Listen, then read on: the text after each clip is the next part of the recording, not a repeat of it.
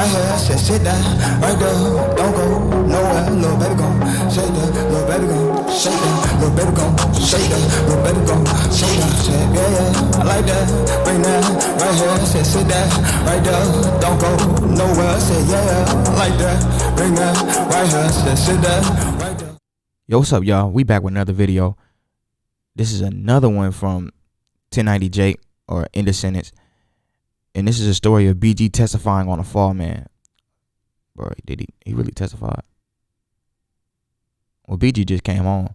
So this is kind of weird timing if you ask me. But let's get into it.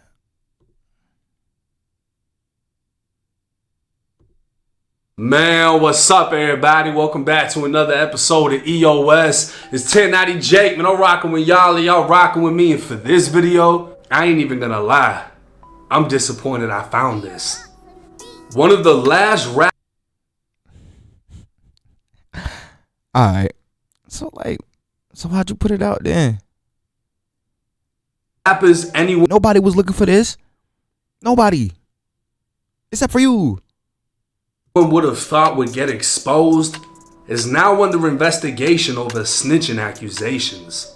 Louisiana legend BG, who was just released from federal prison less than 3 months ago, is now being accused of the unthinkable.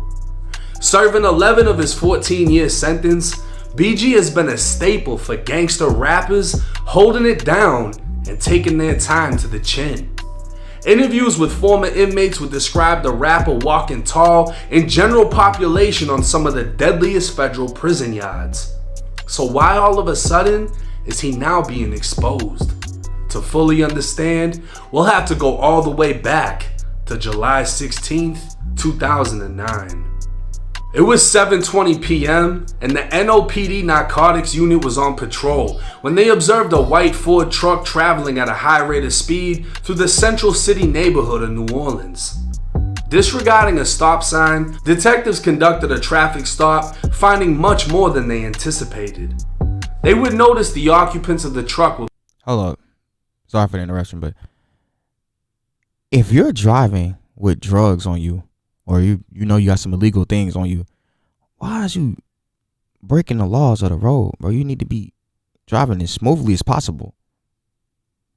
Moving erratically inside. Asking them to step out of the vehicle, the driver would be identified as Christopher Dorsey and more commonly known as BG. The front passenger would be identified as Darian Blunt and the back passenger as Kentrell Washington. As Kentrell stepped out of the back of the truck, a detective could observe in plain view a plastic bag appearing to contain marijuana. The bag was partially covered by a t-shirt on the back passenger seat. Washington would be detained as the detective retrieved a large Ziploc bag containing 446 grams of marijuana. Stepping away from the truck, Hold up. I gotta do some quick math real quick. He said 446 grams. I'm gonna calculate that.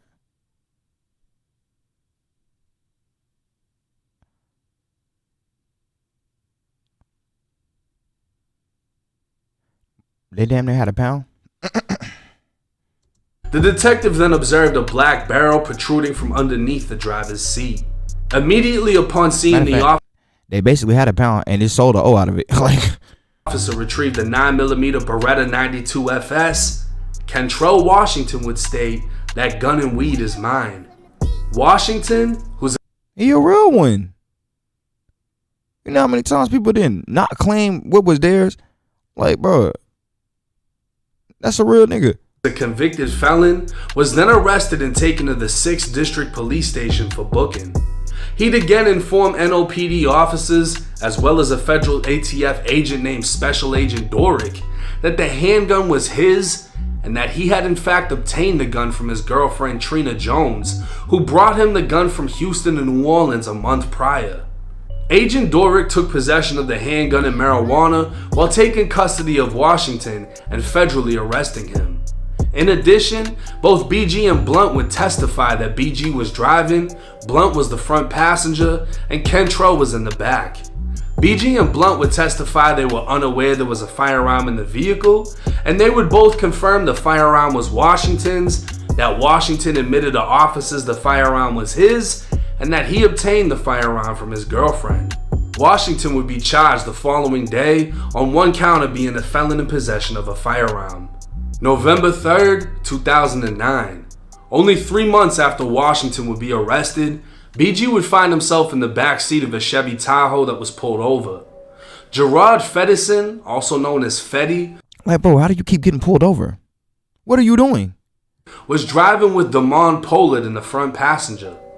Officers observed the butt of a gun under the center console of the Tahoe before asking if there was any firearms in the vehicle.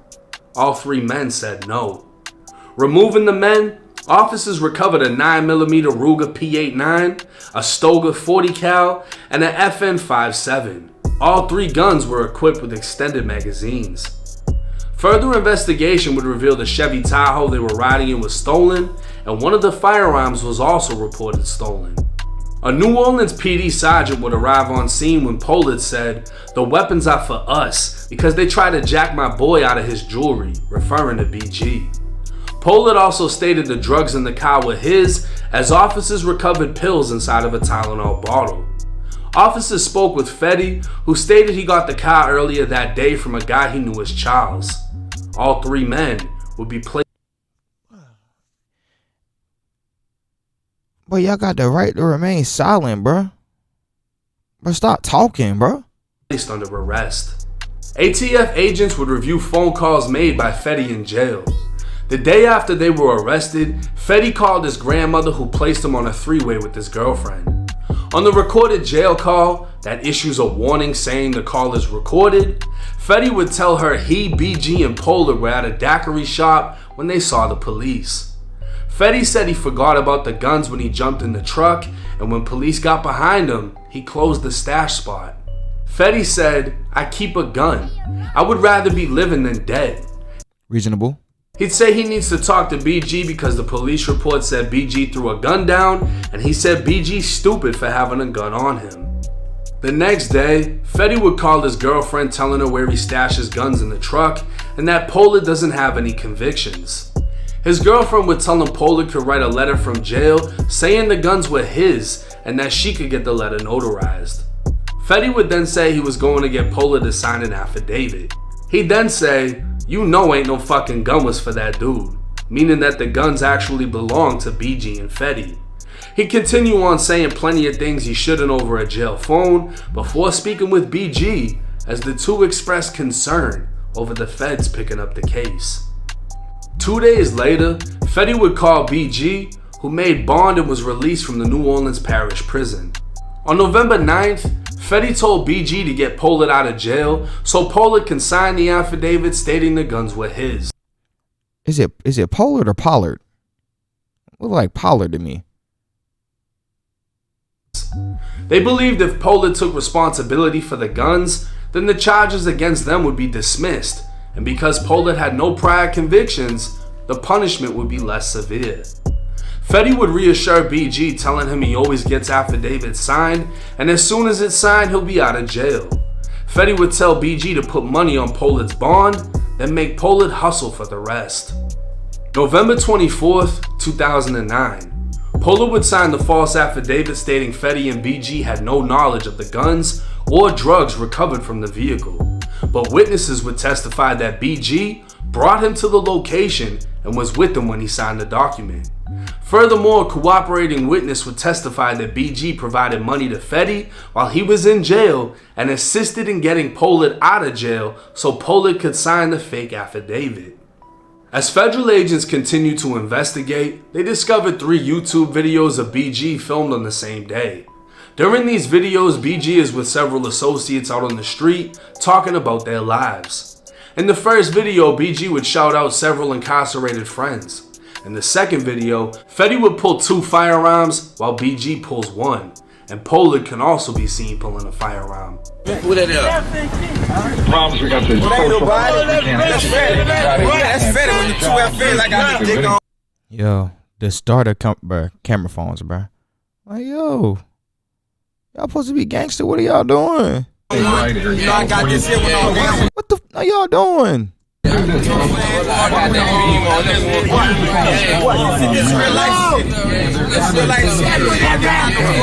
In the third video, BG, Fetty, and their group are still on the same corner when they start to rap about not cooperating with police and not snitching.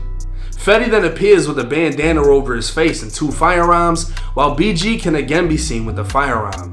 BG would be indicted by the feds in April of 2011 on 2 counts of felon in possession of a firearm. 1 count for the gun in the YouTube video and another for the 3 guns in the vehicle. He'd also be hit with a 3rd count of tampering with the witness for getting Pollard to sign the fake affidavit.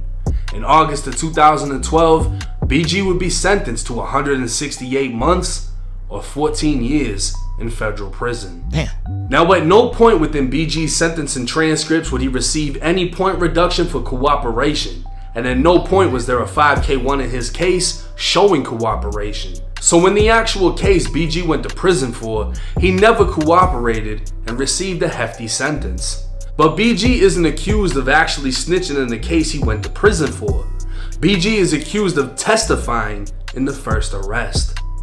Back when Kentrell Washington took responsibility for the gun, Yeah, I just don't know why he testified. Like what? And the weed, saying they were his and he got the gun from his girlfriend, BG and the 3rd man would repeat exactly what Kentrell already told the officers. The wording used in the paperwork would state, in addition, both Dorsey and Darian Blunt would testify that Dorsey was driving, Blunt was in the front passenger seat, and Washington was in the back seat. Both individuals would testify that they were unaware there was a firearm in the vehicle, and they would both confirm that the firearm was Washington's, that Washington admitted to officers the firearm was his, and that he had obtained the firearm from his girlfriend. Many have become confused on the wording of this paragraph, specifically would testify. They compare this case to Gunner, in which Gunner received a plea deal and agreed to testify if called upon, but this isn't the same for BG. Kentrell Washington never went to trial, leading many to assume BG never testified, but they would also be wrong. What? Within Washington's preceding transcripts, specifically page 3, his public defender Jocelyn would state, "Now Mr. Washington was the one who was charged. I think the government could clear it up more, but I believe BG was given subpoenas to appear for the grand jury in connection with this proceeding." Hold on, let me read this. Okay, no, what happened is Mr. Washington was arrested in 2009 in June for what is this charge right here in the car with him with Mr. Dorsey and Mr. Blunt. The court, right, Ms. Jocelyn. Now, Mr. Washington was the one who was charged. I think the government could clear it up more, but I believe Mr. Dorsey was given subpoenas to appear before the grand jury in connection with this proceeding. I do not know if he was actually called to testify, but I do believe he received at least 2 subpoenas to come to court. Mr. Vitters. Both passengers that were in the vehicle were put before the grand jury. Damn. Now, while Mr. Washington was proceeding with this case here before Your Honor, in November 2009, Mr. Dorsey was arrested again, this time for being a felon in possession of a firearm in a car with Gerard Fedderson and another gentleman, a young man named Damon Pollard. Let's see. That case proceeds in front of Judge Lori White at Tulane and Broad. Mr. Dorsey made a bond that was where he talks about his bond was on that newspaper or web article. Damn. I do not know if he was actually called to testify, but I do believe he received 2 subpoenas to come to court. The U.S. Attorney or Federal Prosecutor Mr. Vitas would state both passengers that were in the vehicle were put before the grand jury. This would confirm both BG and Darian Blunt went before a grand jury. Now, a grand jury is a private proceeding used to determine if enough evidence exists to bring charges against the suspect. With 16 to 23 grand jurors present, the prosecutor will introduce evidence or call on witnesses through subpoenas to testify. After all evidence and testimony has been heard, the grand jurors will decide whether or not to indict the suspect. In this case, BG and Darian would testify the gun belonged to Washington, and the grand jury would choose to indict Washington for being a felon in possession of a firearm. But this is where the case gets tricky. BG's very own state lawyer, Frank DeSalvo, would be representing Kentrell Washington in his Fed case. According to Washington, BG's lawyer promised he'd receive 1 to 2 years at most in prison. He'd plead guilty, then withdraw his guilty plea after learning he was actually facing 6.5 to 8 years. Firing his lawyer, Washington would point out how his lawyer was also BG's, and 4 months after Washington was arrested, BG would be arrested in another case where BG tried to pay someone to take the fall. It would seem Washington was finessed, promised by BG's lawyer he'd receive minimal time, and he was willing to take the rap for the gun. It would also seem Washington, BG, and Blunt all planned on Washington being the fall guy. If we pay attention, when the officer recovered the gun, Washington immediately said the gun and weed were his while at the scene. Washington would be taken to the police station where he spoke with an ATF agent, saying his girlfriend brought the gun from Houston. BG and Blunt weren't with him when he spoke with the ATF, but BG and Blunt would repeat exactly what he said to the grand jury. With Washington realizing he was played and is facing more time than promised, he'd attempt to get new lawyers and claim the gun couldn't have been his because the barrel was showing under the front seat, meaning it must have been placed there by the driver, who was BG. But because BG and Blunt already testified against Washington, Washington found himself in a hole he couldn't dig himself out of. And he probably got more years too. Now this case is crazy because it's 2 examples, right? In the first example, dude just immediately says it's mine. The gun's mine, the weed's mine. In the second case, the guy wouldn't admit that it was his, but BG and BG's homie would come up with an idea. Look, we're gonna bond him out and we're gonna give him money to sign off and say that the shit was his because he doesn't have any priors. He's gonna be the fall guy. And the guy actually does it. He signs the affidavit, but the police listen to the jail calls, they figured out the plot, and they hit BG with witness tampering. In the first case, that isn't how it went. In the first case, this guy admits, hey, this is mine, and within a month, BG and the other passenger was subpoenaed to a grand jury, testified in court, and said everything was Washington's. Yeah, bro, they should have said nothing. Yeah, it's a fold. Now they repeated everything Washington said, which makes me think they most likely discussed this, whether it was in the car, whatever it was. Yo, bro, you're not from New Orleans, you from Houston. You're only going to get 1 to 2 years. You'll be good. Just take the rap for this shit. We're going to take care of you, da-da-da. Dude's like, all right, bet. So he takes the charge. He's got BG's lawyer. Who do you think put that together? Most likely BG.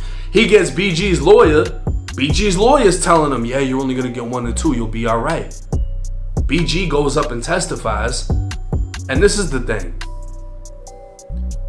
If they agreed dude was going to be the fall guy and BG made a statement at the scene, hey, whose gun was it? He just said it was his gun.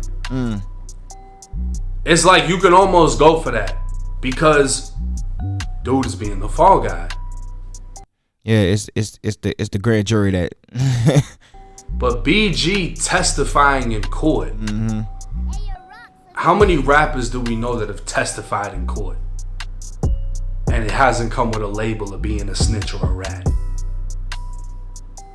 BG actually testified in court saying it was dude.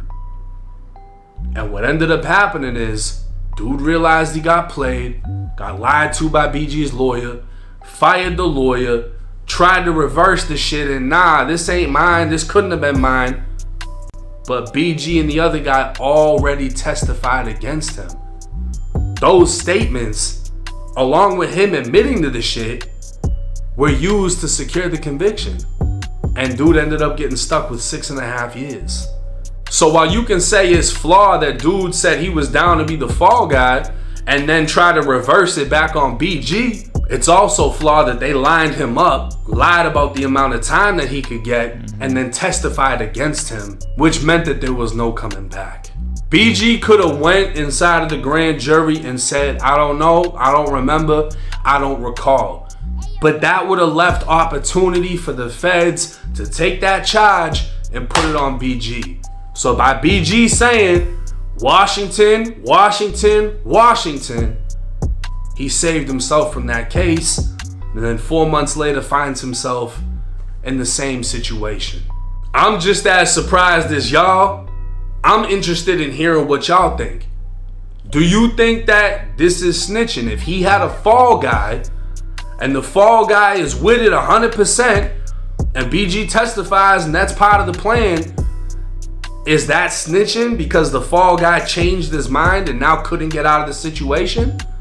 Should BG have never testified?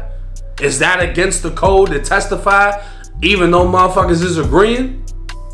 Y'all let me know in the comment section. This shit bigger than me. Y'all let me know what y'all think. That's what I'm gonna go with. It's 1090 Jake. I'm rocking with y'all and y'all rocking with me. Until next time.